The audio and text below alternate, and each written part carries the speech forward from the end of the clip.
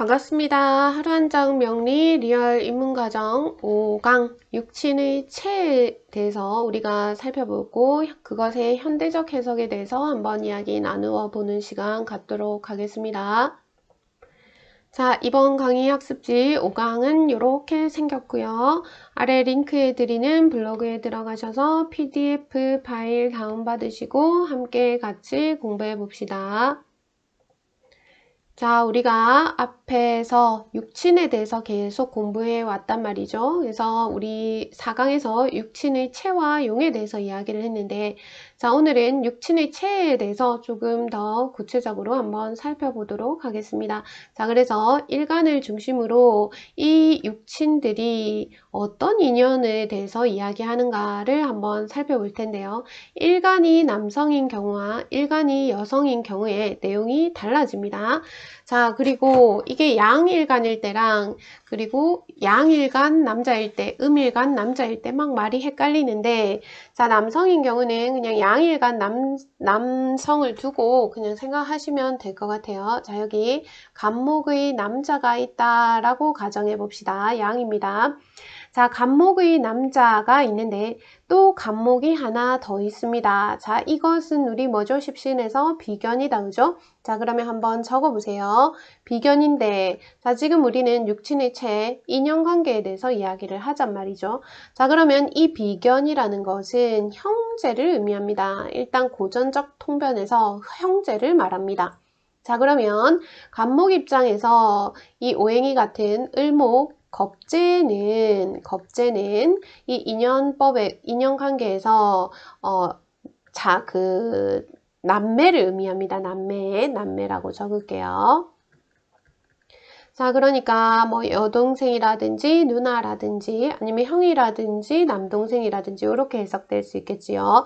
자, 그래서 여기 하나 적어보세요. 음양이 같으면 동성으로 봅니다. 동성 이렇게 적으시고 음양이 다르면 이성이다 이렇게 적어주세요. 다르면 이성이다. 자, 이건 반드시 그런 게 아니라 전통적으로 그렇게 봐왔다 이렇게 보는 사람도 있다 이런 것이죠. 자, 그 다음 이 간목은 뭐를 극합니까? 기토를 극하면서 갑기합을 합니다. 우리 합한다는 의미는 뭔가 인연이 상당한 것이죠. 우리가 살아가면서 가장 이 가까운 인연을 만나는 경우가 이 남녀 관계에서 부부 관계일 텐데요. 간목 입장에서 기토는 정제이죠. 자, 그래서 갑기합하게 됩니다. 이 정제는 그러면 아내로 보게 되겠죠.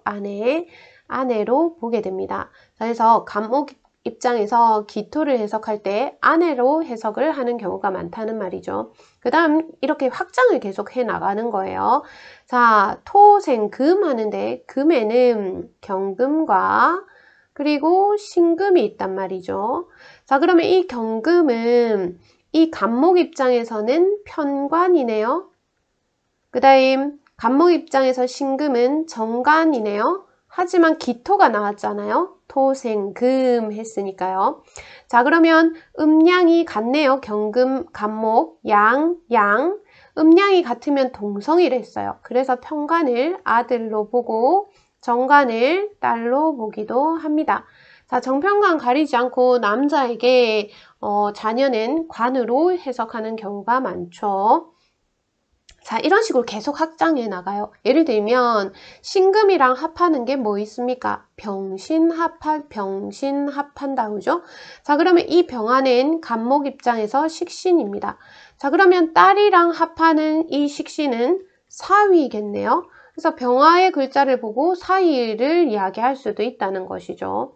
자, 그 다음 또 우리가 꼭 기억해야 될 건 여성이든 남성이든 간에 이 어머니를 정인으로 봅니다. 그러면 간목 입장에서 정인은 계수가 되겠다. 그죠? 자, 계수가 어머니가 됩니다. 어머니. 자, 그러면 우리 앞에서 했지만 임수는 편인은 이제 계모, 양어머니 이렇게 해석을 하기도 하죠. 자, 그래서 정인을 어머니라고 본다. 그러면 이 엄마를 극하는 걸 아버지라고 봅니다. 그래서 토극수 하는데, 자, 이 무토는 간목 입장에서 제죠. 목극토 하니까 편제네요. 그래서 편재를 아버지로 봅니다. 그런데 이 양일간 같은 경우에 보시면 무게 합하죠. 그래서 엄마와 아빠가 또 합을 하고 있는 그런 모습을 볼 수가 있네요. 자, 이런 식으로 계속 확장해 나가는 것이 이 고전적인 육친 관계입니다. 자, 지금 제가 적어 놓은 거 반드시 기억하시고 이건 고전적인 것이고 나중에 뒤에 현대적 해석에 대해서 한 번 더 살펴보도록 하겠습니다. 어쨌거나 말았거나 꼭 기억을 좀 해뒀으면 좋겠는 거, 정인이 어머니라는 거, 편재가 아버지라는 거, 그리고 정재가 아내라는 것, 남자 입장에서 말입니다. 그 다음에 관이 자식이라는 거, 그리고 비견이 형제라는 거, 요 정도는 조금 기억을 해두시면 유용하실 것 같습니다.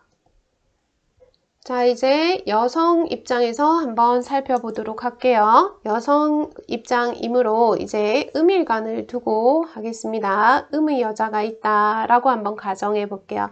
자, 그러면 이 음의 여자도 을이 있네요. 을은 비견이겠죠.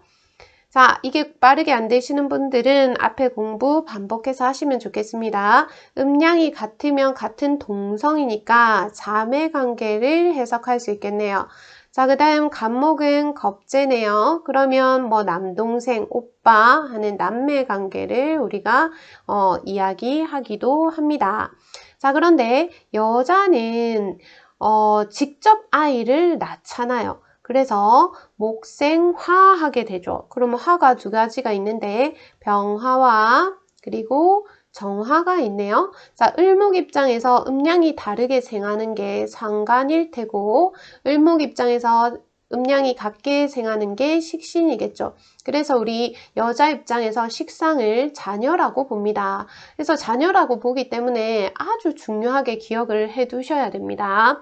자, 그러면 이게 아들인데 아들 키우기 진짜 힘들잖아요. 저도 딸도 있고 아들도 있고 애들이 많은데 자, 아들 키우는 게 딸 키우는 것보다 훨씬 힘듭니다. 자, 그래서 상관이 아들인지도 모르겠네요. 그래서 자, 음양이 같으면 동성이라고 음양이 같으니까 동성이니까 얘가 딸이겠다. 그죠? 자, 그래서 상관 아들, 식신 딸 이렇게 해석을 하고 나면 자, 병신합합니다. 자, 신금을 적어 볼게요. 자, 아들이랑 합한 이 신금은 내 입장에서는 편관이 되는데 자, 아들이랑 결혼하는 걸 누구라고 합니까? 며느리라고 하죠. 자, 그래서 며느리는 내 입장에서 편관이 되기도 합니다. 며느리가 편치 않죠. 뭐 예전처럼 뭐 며느리한테 뭐 이래라 저래라 하는 시대는 이제 끝이 났죠. 자, 그래서 이 편관을 며느리로 보기도 한다. 자, 그 다음 이 을목 여자는 누구랑 합을 하는가 했을 때 을경합을 한다라고 했습니다. 자, 그래서 경금이랑 합을 하네요. 그러면 정관이랑 합을 하는데 자, 여자 입장에서 정관을 바른 남편, 자기 남편 이렇게 이야기를 합니다. 자, 그래서 정관을 남편이라고 하는데 그러면 한번 생각해 보세요. 남편을 낳은 사람은 누굽니까? 토, 생, 금 하겠죠. 그러면 이 토가 또 시어머니가 될 수 있겠죠. 뭐 시어머니가 될 수 있겠다. 자, 그 다음 이제 나를 낳은 것 역시 엄마죠. 난 여전히 임수가 우리 어머니가 될 거고 정인이 되겠죠. 정인이 어머니다. 편재가 아버지다. 뭐 이런 것들에 대해서 정리하시면 되는데 여성일간의 경우는 식상이 자녀라는 것을 잘 중요하게 봅니다. 그 다음 정관이 남편이라는 것을 또 중요하게 보는데 편관도 남편으로 봅니다. 자, 그런데 이 정관 남편은 뭐 따박따박 월급도 갖다 주고 이렇게 나에게 자상한 그런 남편이라면 편관 남편은 뭐 그렇지 않은 경우의 남편을 이야기할 수도 있겠죠. 자, 그래서 지금 제가 이렇게 쭉 적어본 것들을 계속 확장해서 나가는 것이 이제 고전적인 육친의 체에 대한 그런 설명입니다.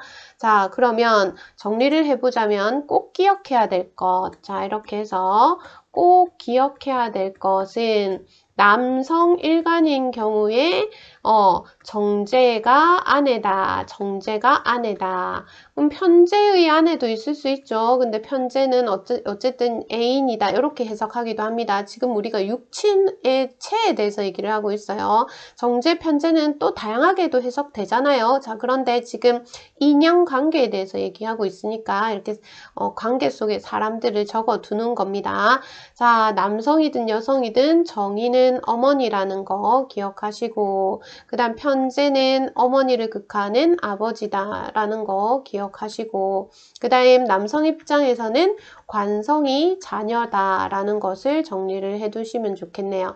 자, 그 다음 여성 입장에서 제일 당연히 정인 어머니가 중요할 테고, 자, 여성분들이 가장 궁금해하고 고민스러워하고 하는 것 중에 식상이 있죠. 식상이 자녀라는 것과 그리고 정평관 합쳐서 이 관이 남편이라는 것, 남자라는 거 기억을 해두시면 좋을 것 같습니다. 그래서 그 고전적 육친관계 요 정도만 한번 봐두시고, 자, 만약에 내 사주에 인성이 없다. 그러면 엄마가 없습니까? 내 사주에 식상이 없으면 자녀가 없습니까? 관이 없으면 남편이 없습니까? 그런 거 아니거든요. 자, 그래서 이것을 곧이곧대로 이해하시면 곤란하다. 하지만 유용하게 통변되는 경우들이 있기 때문에 한번 잘 살펴보시면 좋을 것 같아서 정리를 해보았습니다. 자, 고전적 육친론의 한계와 현대적 해석 한번 같이 보십시다. 자, 우리 비견을 형제 자매라고 했어요. 형제 자매. 자, 그러면 비견이 없으면 형제도 없고 자매도 없습니까? 아니겠죠. 자, 그러면 이 비견이 있다는 것의 의미는 나는 외동인데요. 근데 나 비견 있는데요. 이렇게 얘기할 수도 있겠죠. 자, 이 비견을 우리는 동료라고 그냥 보시면 됩니다. 지인이라고 보시면 되죠. 자, 직장에서 내가 직장은 또 관이라고 했었다. 그죠? 이 관 안에서 내가 일을 하는데 나와 같은 지위에 있는 동료도 비견일 수 있습니다. 그래서 같은 조직 안에서 나와 같이 협업하는 관계, 이런 관계를 우리는 비견이라고 얘기를 하죠. 자, 겁재는 아까 전에 음양이 다른 남매에 대해서 이야기를 주로 했는데 고전적 육친론에 매몰되면 곤란하겠죠. 겁재는 나와 다른 조직에서 경쟁하는 어떤 관계, 경쟁 관계 이런 것들에 대해서 기억해 두시면 되겠습니다. 자, 그 다음 식신과 상관이 여성의 입장에서 이제 자식들이었는데 여자의 입장에서 음양이 같은 식신이 딸이었고 음양이 다른 여자 입장에서 상관이 아들이었죠. 기억나십니까? 자, 어쨌든 식상이 자식인데 또 이것을 우리가 학대에서 보면 나는 딸만 있는데 상관만 있어요. 이런 사람이 있습니다. 그러면 이 상관이라는 것은 내 힘을 많이 뺀다는 거예요. 상관은 내 에너지 소모가 식신에 비해서 훨씬 많은 것이죠. 그래서 좀 키우기 힘든 그런 자식일 수 있어요. 그래서 내 사주에 상관이 있다. 그러면 자녀가 있는데 얘가 좀 키움에 있어서 내가 진짜 이렇게 최선을 다할 수 있다. 그리고 얘 키우기 힘든 애다. 이렇게 이해할 수도 있을 것 같습니다. 자, 그 다음 우리 이런 식신과 상관을 주로 아래 사람이라고 얘기를 합니다. 아래 사람, 내가 생해주는 아래 사람. 그런데 아래 사람이라고 해서 이렇게 해석했다고 해서 무조건 아래 사람이 아닐 수도 있다는 거죠. 나보다 10살 많은데 내가 이렇게 챙겨주고 보다듬어 줘야 되는 그런 사람이 또 있다는 거죠. 그런 이웃이 주변에 또 있다는 거죠. 돌봐줘야 되는 누군가가 있다는 거죠. 자, 그래서 식상은 내가 생하는 겁니다. 생한다는 의미는 조건이 없어요. 조건 없이 내가 생하는 겁니다. 자, 그래서 제가 예전에 어떤 선생님한테 강의를 들었을 때 내 상관 식상이 이렇게 망가지는 그런 해가 오면 이제 자식이 잘 안 될 수도 있으니 그럴 때는 막 화분도 키우고 강아지도 키우고 뭐 이런 식상 활동을 다른 쪽에서 막 하게 되면 이제 그런 자녀한테 갈 안 좋은 것들이 이쪽으로 이렇게 에너지가 빠져나간다, 이렇게 얘기하시는 분들도 있기도 하더라고요. 자, 우리가 그걸 어떻게 다 믿겠습니까? 그냥 그렇다는 것이고, 이 아래 사람을 식상이라고 한다, 내가 생해주는 존재를 식상이라고 한다, 이렇게 기억하시면 좋겠습니다. 자, 그 다음 정인과 편인을 먼저 볼게요. 이것도 생을 받는 겁니다. 그러면 조건이 있습니까? 없습니까? 조건이 없어요. 자, 그러면 식상과 정인은 조건 없이 받고 조건 없이 주는 겁니다. 자, 그러면 정인은 우리가 친모라고 해석하고 편인은 계모라고 해석을 많이 했는데, 그러면 인성이 없으면 그 사람은 뭐 하늘에서 떨어졌습니까? 그런 거 아니라는 것이죠. 자, 그래서 인성을 어머니로만 해석해서는 곤란하다. 후원해주는 누군가가 있다든지, 아니면 진짜 나를 키워준 선생님이 있다든지, 아니면 진짜 나의 귀님, 나의 귀님이 있다든지, 주로 우리는 이런 인성을 윗사람으로 봅니다. 하지만 나보다 10살 아래 사람이 나한테 너무 잘해줘요. 정말 마음을 다해서 이익을 주는 사람이 있다고 칩시다. 자, 그러면 그 사람이 나이가 작으면 정인 아닙니까? 편인 아닙니까? 인성 아닙니까? 자, 그래서 윗사람이라고 적지만 이익 주는 사람이라고 이해하시면 됩니다. 자, 그러면 우리 식상과 인성은 조건 없이 생하고 조건 없이 생받는 관계죠. 그래서 이 식상은 일종의 나에게서 나아가는 에너지이기 때문에 내 팔다리입니다. 인성은 나에게 들어오는 어떤 생각들, 이익들, 이런 것이죠. 그래서 식상이, 인성이 식상과 인성 중심으로 되어 있는 사람들은 능력이 상당한 거죠. 그래서 능력이 뛰어납니다. 자, 거기에 반해서 요 묶음들 정제편제, 정관편관은, 자, 이것은 내가 극하는 것이고, 정관편관은 나를 극하는 거죠. 우리 극하는 것은 우리 앞에서도 얘기했습니다. 목적이 있다라고 얘기를 했습니다. 목적을 가지고 있다는 것이죠. 자, 그래서 이 목적을 가지고 행동하는 이것에는 어떤 조건 없이 행하는 이런 것들과는 다르다. 엄마, 그리고 자식, 이런 관계가 아니다. 자, 그래서 우리 주로 사회적 관계를 이야기할 때 재관을 많이 이야기를 합니다. 자, 그래서 정제는 우리 고전적으로 봤을 때 남자 입장에서 본부인을 이야기를 하고, 자, 남자 입장에서 편제는 뭐 애인이라든지 다른 여자라든지 뭐 이렇게 해석하기도 해요. 자, 그런데 이 제를 반드시 그렇게 해석하면 안 된다고 얘기를 했었다, 그죠? 그리고 우리 제는 아버지로 해석하기도 했었습니다.